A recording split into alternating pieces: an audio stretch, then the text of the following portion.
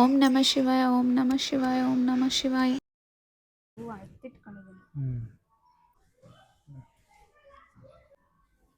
ಚಿಕ್ಕದಾಯ್ತಾ? ಸಾಕಲ್ಲ ಸಾಕು ಸಾಕು. ಈಗ ಭೀಮನ ಮಾಡ್ತಾ ಇದ್ದೀನಿ. ಭೀಮನ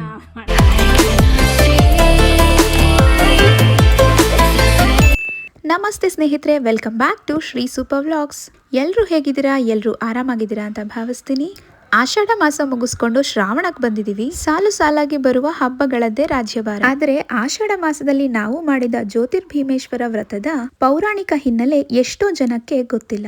ಇದರ ಸಂಪೂರ್ಣ ವಿವರ ಈ ವಿಡಿಯೋದಲ್ಲಿ ಶೇರ್ ಮಾಡಿದ್ದೀನಿ. ವಿಡಿಯೋ ಮಿಸ್ ಮಾಡದೆ ಕಂಪ್ಲೀಟ್ ಆಗಿ ನೋಡಿ. ನಿಮ್ಮ ಅನಿಸಿಕೆ ಅಭಿಪ್ರಾಯನ ಕೊನೆಯಲ್ಲಿ ಕಮೆಂಟ್ ಮಾಡಿ. ಭೀಮನ ಅಮಾವಾಸ್ಯೆ ಹಿಂದೂ ಧರ್ಮದ ಒಂದು ವಿಶೇಷ ಆಚರಣೆ. ಇದನ್ನ ಮುಖ್ಯವಾಗಿ ಕರ್ನಾಟಕ, ಆಂಧ್ರ ಪ್ರದೇಶ, ತಮಿಳುನಾಡುಗಳಲ್ಲಿ ಆಷಾಢ ಮಾಸದ ಕೃಷ್ಣ ಪಕ್ಷದ ಅಮಾವಾಸ್ಯೆಯಂದೇ ಆಚರಿಸ್ತಾರೆ. ಜ್ಯೋತಿರ್ಭೀಮೇಶ್ವರ ವ್ರತ, ಸತಿ ಸಂಜೀವಿನಿ ವ್ರತ, ಪತಿ ಸಂಜೀವಿನಿ ವ್ರತ, ಗಂಡನ ಪೂಜೆ ಅಥವಾ ದೀಪಸ್ತಂಭ ಪೂಜೆ ಅಂತಲೂ ಕರೀತಾರೆ. ಪತ್ನಿಯಾದವಳು ಗಂಡನ ಪಾದ ಪೂಜೆ ಮಾಡಿ ನಮಿಸುವುದೇ ವಾಡಿಕೆ. ಹಾಗಾದ್ರೆ ಏನಿದು ಭೀಮನ ಅಮಾವಾಸ್ಯೆ? ಭೀಮನ ಅಮಾವಾಸ್ಯೆಗೂ ಭೀಮನಿಗೂ ಸಂಬಂಧವಿದೆಯಾ ಅಂದ್ರೆ ಖಂಡಿತ ಇದೆ. ಈ ದಿನವನ್ನ ಭೀಮನ ಜನ್ಮದಿನವೆಂದು ಕೂಡ ಪರಿಗಣಿಸಲಾಗುತ್ತೆ. ಅಲ್ಲದೆ ಭೀಮನು ದುಷ್ಟ ರಾಕ್ಷಸ ಬಕಾಸುರನನ್ನು ಸಂಹರಿಸಿ ಬ್ರಾಹ್ಮಣರನ್ನು ರಕ್ಷಿಸಿದ ದಿನವೂ ಕೂಡ ಹೌದು. ಇನ್ನು ಶಿವ ಪಾರ್ವತಿಯರ ಸಂಬಂಧದ ಕಥೆ ಏನಪ್ಪಾ ಅಂದ್ರೆ, ಶೈವ ಪರಂಪರೆಯ ಪ್ರಕಾರ ಈ ದಿನ ಶಿವನು ಪಾರ್ವತಿಯ ಭಕ್ತಿಗೆ ಮೆಚ್ಚಿ ಅವಳನ್ನು ತನ್ನ ಪತ್ನಿಯಾಗಿ ಸ್ವೀಕರಿಸಿದನು. ರುದ್ರದೇವರ ಮತ್ತೊಂದು ಹೆಸರು ಕೂಡ ಭೀಮ. ಅದರಿಂದಾಗಿ ಈ ಹೆಸರು ಬಂದಿದೆ ಅಂತ ಕೂಡ ಹೇಳಲಾಗುತ್ತೆ. ಒಂದು ಬಡ ಬ್ರಾಹ್ಮಣ ಕುಟುಂಬದಲ್ಲಿ ವೃದ್ಧ ದಂಪತಿಗಳು ಕಾಶಿ ಯಾತ್ರೆಗೆ ಹೋಗಿರುತ್ತಾರೆ. ಅವರು ತಮ್ಮ ಮಗಳನ್ನು ಹಿರಿಯ ಮಗನ ಬಳಿ ಬಿಟ್ಟು ಹೋಗಿರುತ್ತಾರೆ. ಪೋಷಕರು ಹಿಂತಿರುಗದಿದ್ದಾಗ ದುರಾಸೆಯ ಸಹೋದರ ತನ್ನ ತಂಗಿಯನ್ನ ಸತ್ತ ರಾಜಕುಮಾರನಿಗೆ ಮದುವೆ ಮಾಡುತ್ತಾನೆ. ರಾಜನು ಸತ್ತ ಮಗನಿಗೆ ಮದುವೆ ಮಾಡಿಸಿದವರಿಗೆ ಸಂಪತ್ತು ಕೊಡುವುದಾಗಿ ಘೋಷಿಸಿದ್ದರಿಂದ ಹೀಗೆ ಮಾಡಿದ್ದು. ಆತನಿಗೆ ಸಂಪತ್ತು ಕೊಡುತ್ತಾನೆ. ಇತ್ತ ಆ ಹುಡುಗಿ ರಾಜಕುಮಾರನ ಶವದೊಂದಿಗೆ ಉಳಿಯುತ್ತಾಳೆ. ಮರುದಿನ ಆಷಾಢ ಅಮಾವಾಸ್ಯೆ. ಅವಳು ನದಿ ದಡದಲ್ಲಿರುವ ಮಣ್ಣು ತೆಗೆದು 2 ಮಣ್ಣಿನ ದೀಪಗಳನ್ನು ಮಾಡಿ ಅದನ್ನು ಶಿವ ಹಾಗೂ ಪಾರ್ವತಿ ಅಂತ ಪೂಜೆ ಮಾಡ್ತಾಳೆ.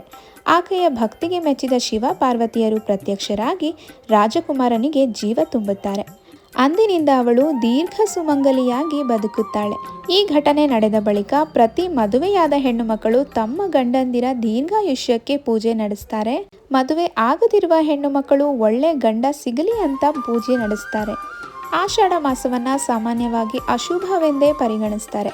ಆದರೆ ಈ ಅಮಾವಾಸ್ಯೆಯೊಂದಿಗೆ ಅಶುಭ ಕಾಲ ಮುಗಿದು ಶ್ರಾವಣ ಮಾಸದ ಶುಭ ಕಾಲ ಪ್ರಾರಂಭವಾಗುತ್ತೆ ಅನ್ನಲಾಗಿದೆ. ಪತಿಯ ದೀರ್ಘಾಯುಷ್ಯ, ಆರೋಗ್ಯ, ಯಶಸ್ಸು, ಸುಖ ಸಮೃದ್ಧಿ ಮತ್ತು ದಾಂಪತ್ಯ ಸುಖಕ್ಕಾಗಿ ಇದನ್ನು ಆಚರಿಸಲೇಬೇಕು. ಶಿವ ಪಾರ್ವತಿಯರ ಸ್ವರೂಪವಾಗಿ 2 ದೀಪಗಳನ್ನು ಪೂಜೆ ಮಾಡಿ ನಂತರ ಪತಿಯ ಪಾದ ಪೂಜೆಯನ್ನು ಮಾಡ್ತೀವಿ. 9 ಗಂಟುಗಳ ದಾರವನ್ನು ಪೂಜೆಯಲ್ಲಿ ಕಟ್ಟಿ ಕೈಗೆ ಧರಿಸಿದಾಗಲೇ ಈ ವ್ರತದ ಫಲ ಗಂಡ ಹೆಂಡತಿ ಇಬ್ಬರಿಗೂ ಲಭಿಸುತ್ತೆ.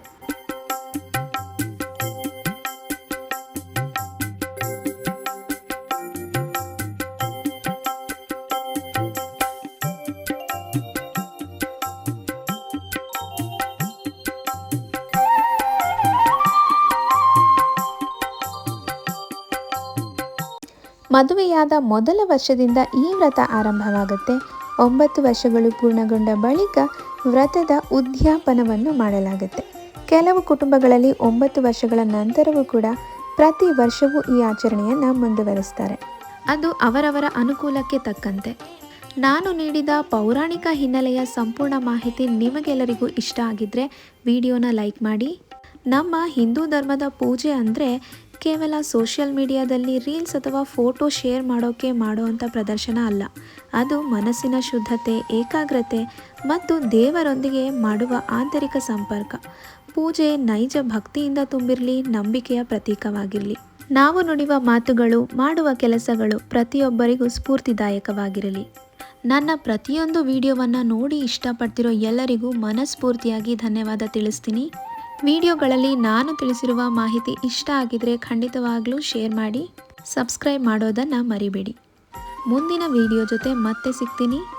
ಅಲ್ಲಿವರೆಗೂ keep watching Shri super vlogs.